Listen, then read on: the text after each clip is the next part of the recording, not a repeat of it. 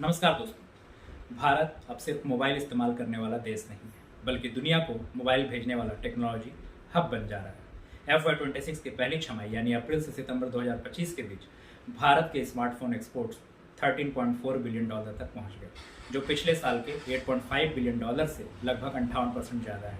यह सिर्फ आंकड़ा नहीं है, बल्कि मेक इन इंडिया की सबसे बड़ी सफलता की कहानी भी है।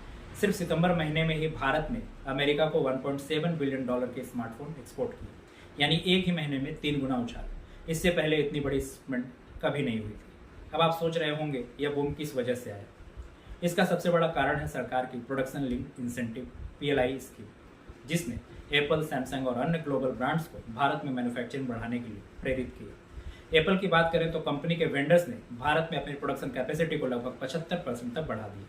FY26 के पहले 6 महीनों में भारत से एप्पल के आईफोन्स का एक्सपोर्ट ही $10 बिलियन तक पहुंच गया है, जो देश के कुल स्मार्टफोन एक्सपोर्ट का लगभग 3/4 हिस्सा है। US चाइना ट्रेड टेंशंस का भी फायदा भारत को मिल रहा है, क्योंकि कई कंपनियां अब चीन के बजाय भारत में ही शिपमेंट भेज रही हैं। इससे भारत ट्रस्टेड मैन्युफैक्चरिंग बेस के रूप में उभर रहा है। आने वाले कुछ सालों में भारत का मोबाइल एक्सपोर्ट 30 से 40 बिलियन डॉलर तक पहुंच सकता है, अगर कंपोनेंट मैन्युफैक्चरिंग और लॉजिस्टिक इकोसिस्टम को और मजबूत किया जाए।